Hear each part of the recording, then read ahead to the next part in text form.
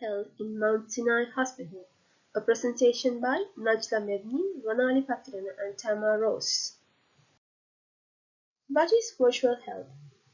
Virtual health is a virtual meeting between a patient and a medical professional via communication technology, which occurs in real time, digitally from a remote location.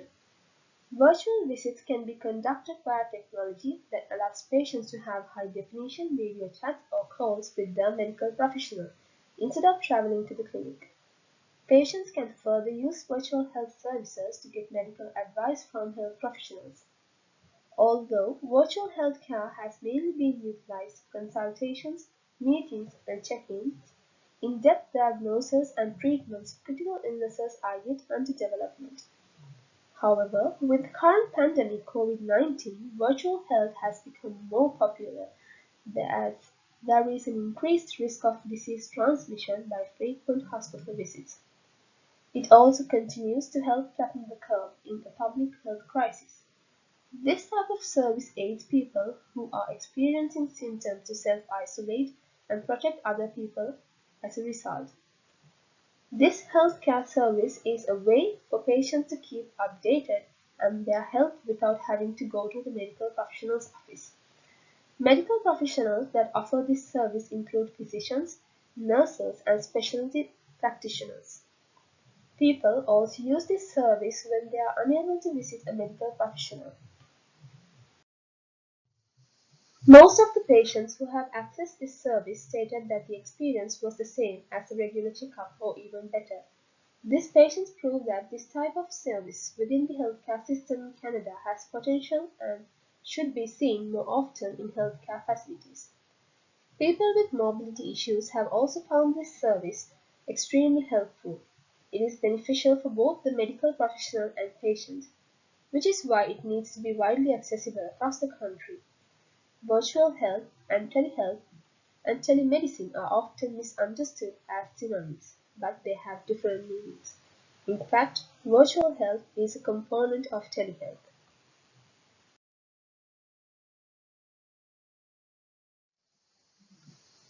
Advantages of virtual health.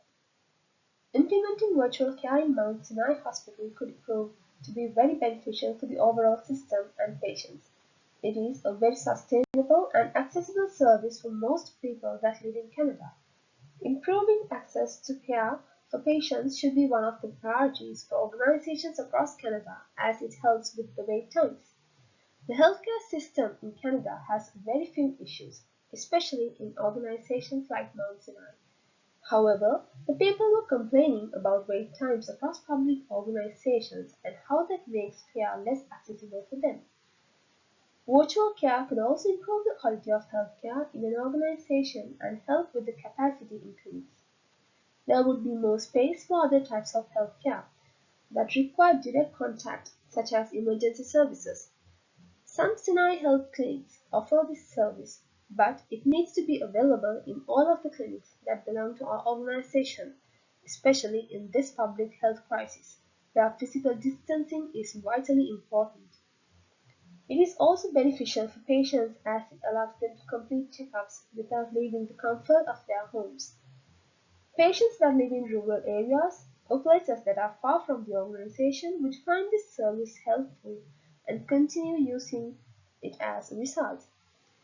It is also cheaper for patients to use as a virtual appointment costs less than face-to-face. This service benefits medical professionals by easing the workload and reducing stress. As a result, it allows them to develop a better schedule and focus on more patients than they usually do. Virtual health will not affect the organization financially, and operation is straightforward. Patients would still have to pay for virtual appointments, and the organizations would not have to deal with the hospital admissions or readmissions as much.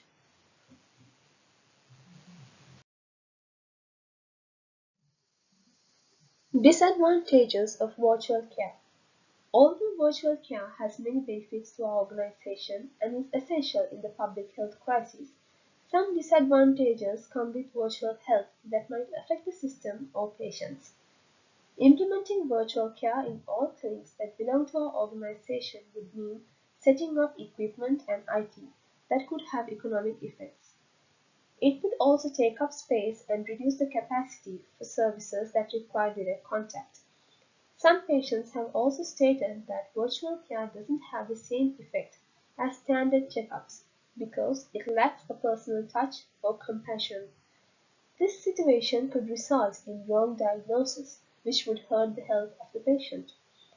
Body language and virtual cues are crucial as it helps medical professionals provide accurate diagnosis.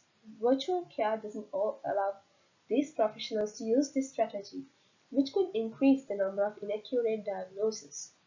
Some patients don't have access to technology, which would force them to discard the option of virtual care.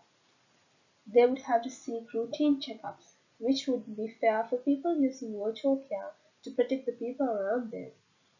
The security of virtual appointments is also a concern as it isn't as private as regular checkups.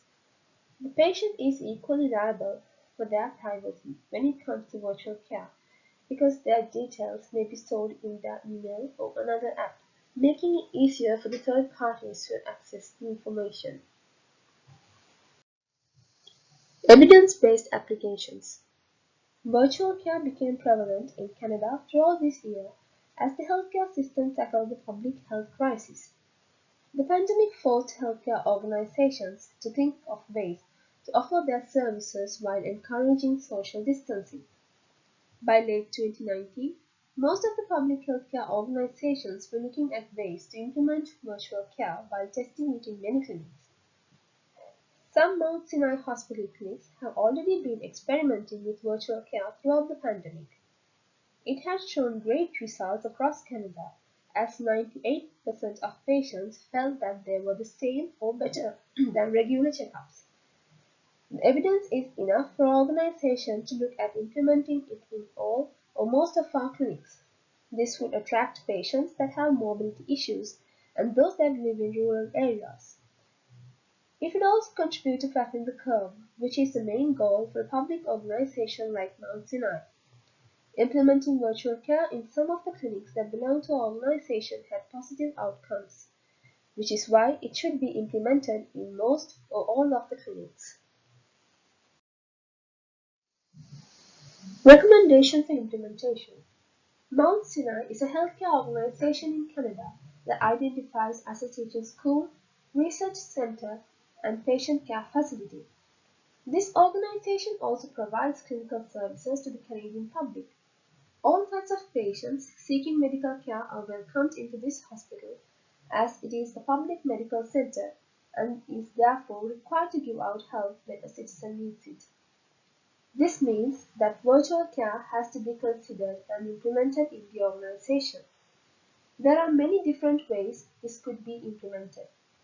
One of our recommendations include training medical professionals to give out accurate diagnosis through virtual care using different strategies. Another approach we could use while implementing virtual care is making the system flexible across the health industry. The virtual care system could be interactive across all types of healthcare organizations, as it would save money and time. With a virtual health system that is flexible and one that many patients are familiar with, will make online appointments faster and efficient. Employing IT professionals is also essential, as it would increase the quality of virtual care with less technological issues from occurring and more issues being resolved at a faster rate compared if there were none on site.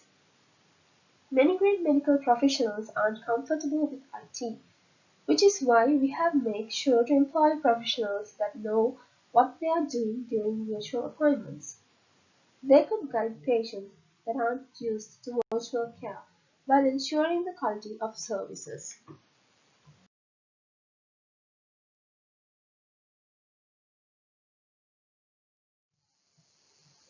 Thank you.